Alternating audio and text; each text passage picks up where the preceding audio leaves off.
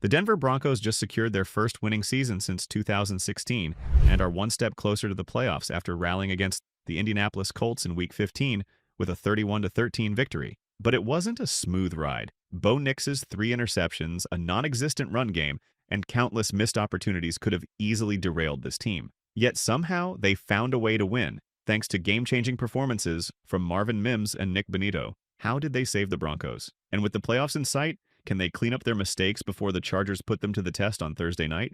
Let's dive into the moments that made the difference and the concerns that could still haunt this team moving forward. What's up, buddies? Welcome back. If you are new here, make sure you hit the subscribe button.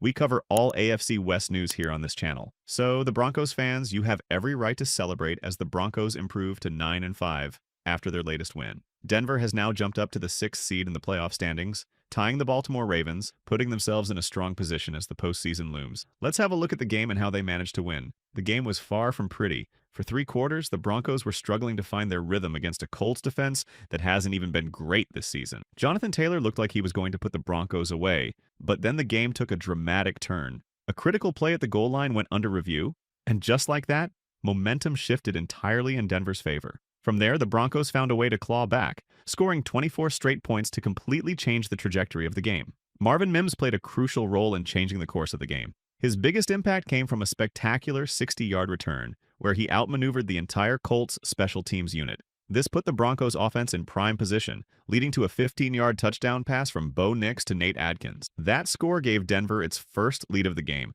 putting them ahead 17-13 after trailing 13-10. However, the Broncos' offense continued to face challenges, with turnovers and stalled drives becoming recurring issues. Despite the struggles, the defense stepped up at critical moments. After a rough start, where they couldn't stop Anthony Richardson and the Colts offense in their first 2 series, the Broncos' defense began making game-changing plays. The most significant came from Nik Bonitto, who delivered a pick-6 for the 2nd consecutive game. His Marshawn Lynch-style celebration in the end zone punctuated the play and extended Denver's lead to 24-13. Nik Bonitto is making a strong case for Defensive Player of the Year. With 11.5 sacks this season, he's just 1 behind Trey Hendrickson, who leads the league with 12.5.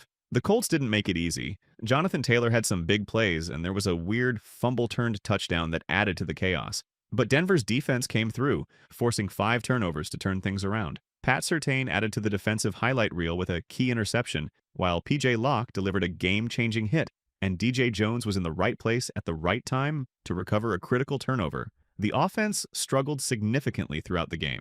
Bo Nix threw 3 touchdown passes, but his struggles and turnovers raised questions about the team's consistency on offense. While he's the quarterback and carries much of the blame, the bigger issue might be the complete lack of a run game, something that's been a glaring weakness all season. Time and again, the Broncos found themselves in 2nd and long or 3rd and short situations, only to lose yards on running plays. It was clear that Colts defenders were consistently swarming the ball. Whether it was Javonte Williams or Jaleel McLaughlin carrying the ball, there were no holes opening, and the running backs had no room to work. Bo Nix carried the ball 8 times for 23 yards, with his longest run of 16 yards coming early in the game. Jaleel McLaughlin managed just 21 yards on 7 carries, averaging 3.0 yards per attempt. Javonte Williams had 6 carries for 15 yards, averaging only 2.5 yards per carry. These are not the numbers of a playoff-caliber rushing attack. Bo Nix looked uncomfortable in the pocket, rushed his throws, and lacked composure after the first interception. It brought back memories of earlier struggles in Week 1 against Seattle and Week 2 against Pittsburgh.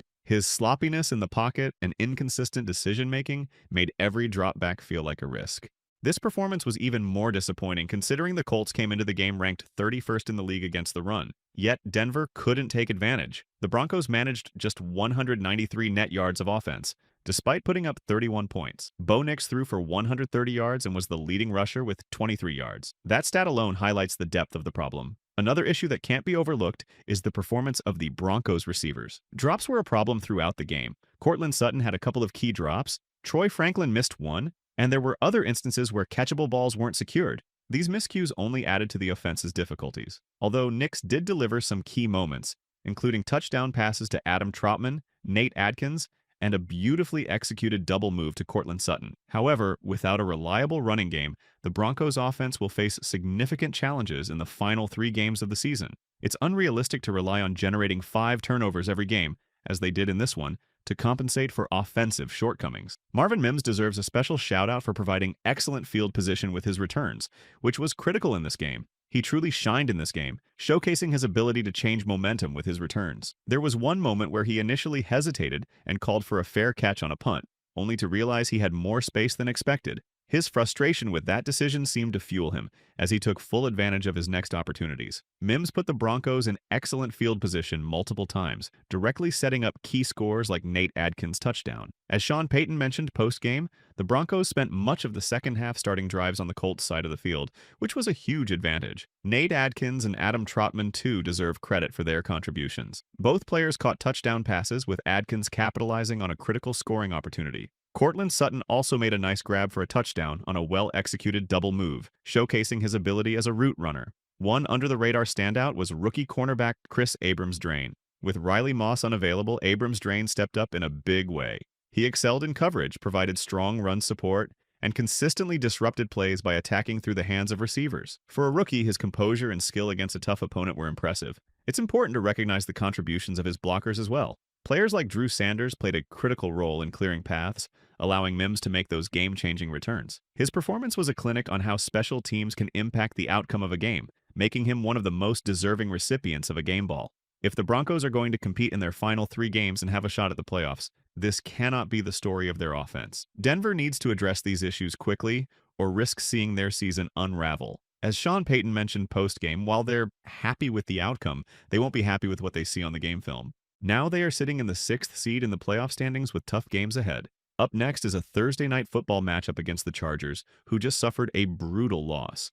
But Denver's actual problem is the key injuries from this game. DJ Jones exited the game with a finger injury and didn't return, while Quinn Miners left in the 3rd quarter with a shoulder issue but fortunately came back in the 4th. The biggest concern is Pat Surtain, who took a hard hit to his lower leg on what looked like a questionable play by Colts player Josh Downs. After re-aggravating an ankle injury, Surtain was helped off the field by trainers. Post-game, he seemed to be walking without much difficulty, which is a positive sign, but his availability for the next game remains uncertain. Pat Surtain's availability remains a key concern heading into Thursday Night Football against the Chargers. His father reassured fans with a tweet saying Surtain has the resilience to bounce back, but it's still something to monitor closely. With Surtain and potentially Riley Moss both questionable for the game, the Broncos could face a tough challenge in the secondary on a short week. Head coach Sean Payton is expected to address the team's plans during Monday's conference call, providing insights into how they'll prepare for Thursday Night Football.